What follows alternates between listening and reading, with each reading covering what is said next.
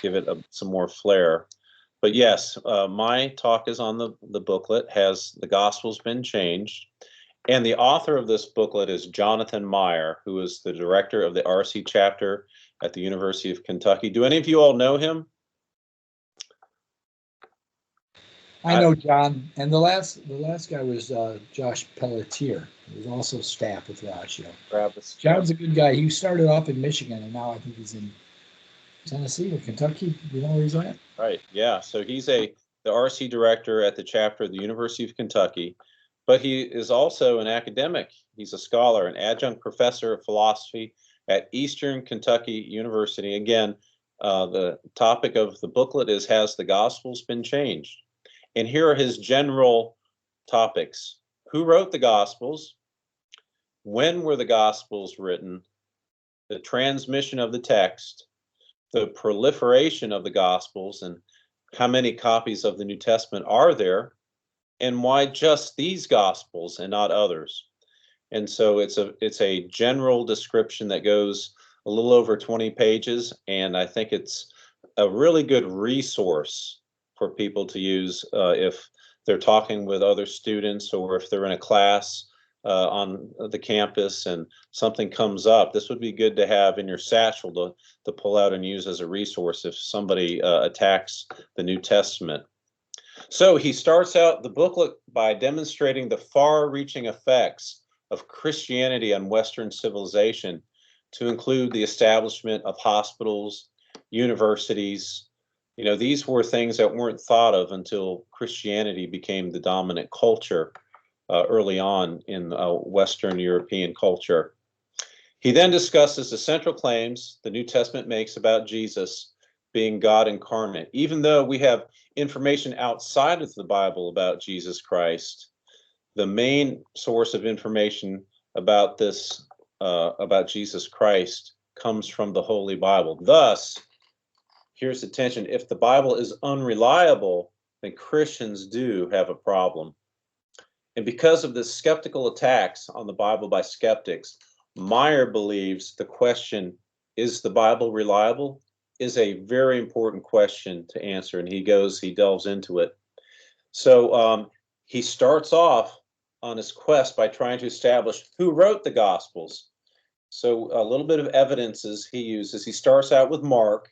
He first uses Dr. Darrell Bock of Dallas Theological Seminary to show that attaching Mark's name to the second gospel wouldn't be the best choice, because Mark had a bad reputation as seen in Acts.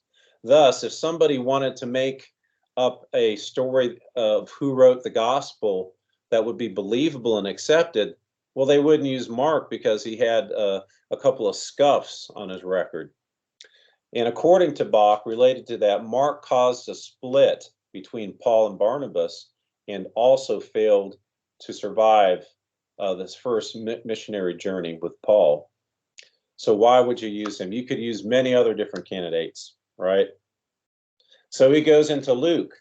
He states, Meyer states, that Luke was also not connected intimately with Jesus, so he would not be a good candidate either. And many scholars believe that the early Christian communities were responsible for attaching the names of the authors. This is a positive piece of information.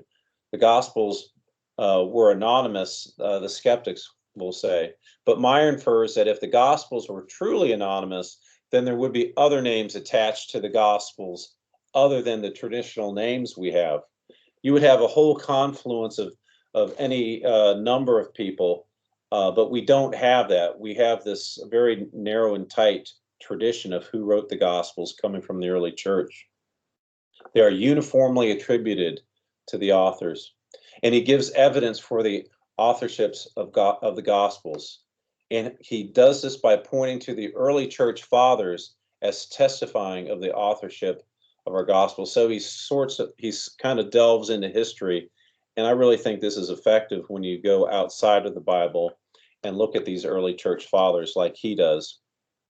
So, as the early church fathers have said, Mark is known by them to have used Peter as a source for his gospel account.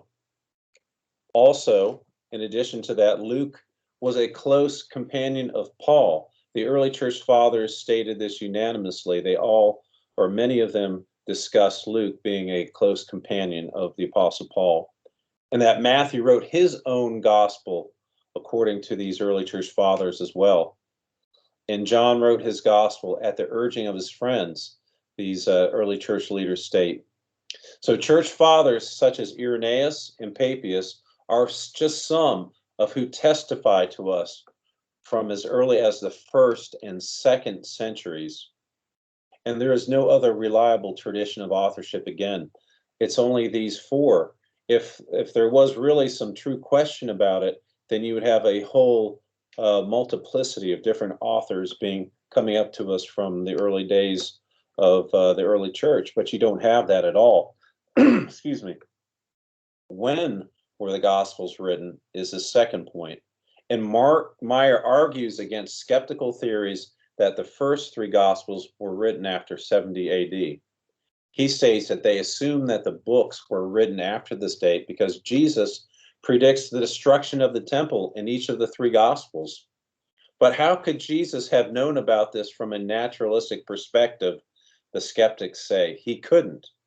So you see this naturalistic bias. They automatically eliminate that it actually could be true that Jesus was a supernatural being who was outside of humanity and who came into humanity through the kenosis and through the incarnation.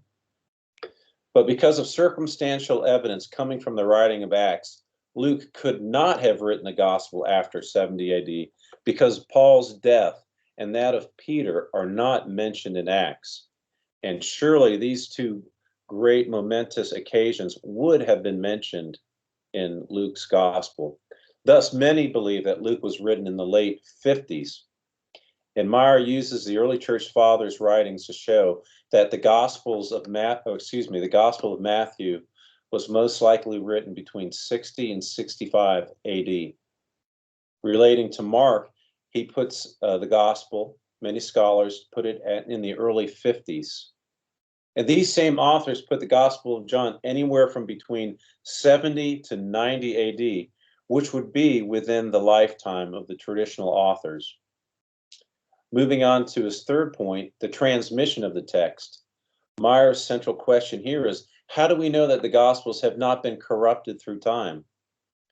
Well, the Gospels started out as oral narratives, he states, that were told and retold by those who had witnessed the events themselves. And at some point, the eyewitnesses and the authors who spoke to eyewitnesses wrote down the accounts of the ministry of Jesus. Furthermore, Meyer states that textual criticism, the scholars, they can reconstruct the text of the New Testament to be an amazing number of 99.5% accurate in agreement with the original text. He further shows that variants in the different texts of the Bible are really very easy to assimilate and do not pose a problem for the reliability of the New Testament. There are so many copies of the scriptures that we can look at numerous translations to get at the original text. Also, because of the many early copies that we have of the New Testament, we can even be more sure of the accuracy of the New Testament. Excuse me. Another point, the proliferation of the Gospels. How many copies of the New Testament? Meyer demonstrates that there are not many manuscripts of historical works that are deemed reliable by experts in their fields. An example of this is the existence of only 33 copies of the Annals, Tacitus's Annals. Also, the earliest copy of the Annals is dated to 850 AD, approximately 750 years after it had been written. In contrast, the Gospel of John, its earliest copy, P52, was written in 125 AD, only 40 years after the original manuscript was written. Furthermore, he gives us information about over 5,500 Greek manuscripts of the New Testament that come to us from antiquity. They're extant. We have them in our hands in museums. This is an amazing treasure trove and an embarrassment of riches, as it's been called. Thus, it is clear the New Testament manuscripts are far more reliable than secular works because of their early writing and the number of the manuscripts. But he asks, his final question is this, that he answers: why just these Gospels and not others? Meyer refutes the skeptical speculation that Constantine decided which books would be in the canon of Scripture. This topic did not even come up at the Council of Nicaea, as many skeptics claim. Meyer marches back through time, and I think he does a really good job of this, to demonstrate the Gospels were known by the early church fathers in a very early time frame. So he very successfully marches back through time and shows that the Gospels were known by any number of different early church fathers, even including Paul. So he shows that Paul quotes from Luke 10 in his epistle to Timothy, which would only be several years after the Gospel of Luke had been written. So this is really convincing and persuasive evidence of the reliability of the Gospels. Thus, Meyer observes that these Gospels were considered gospel from a very early time frame. Myers also treats briefly the topic of pseudepigrapha, or false writings.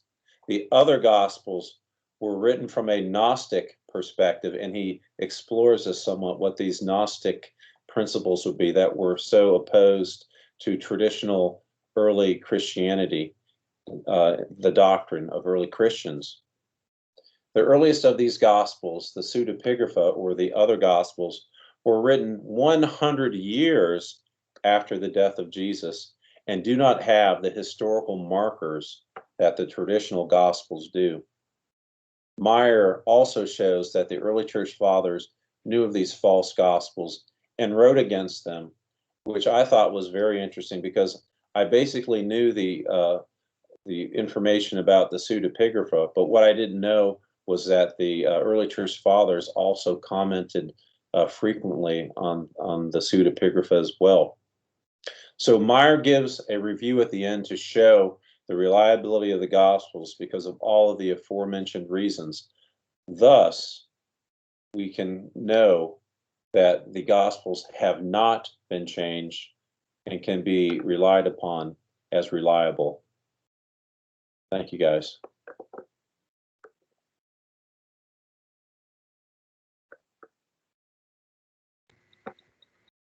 Thank you, Ross. That was excellent. I enjoyed reading that booklet. I had not read that booklet before today, and I powered through it in preparation for tonight.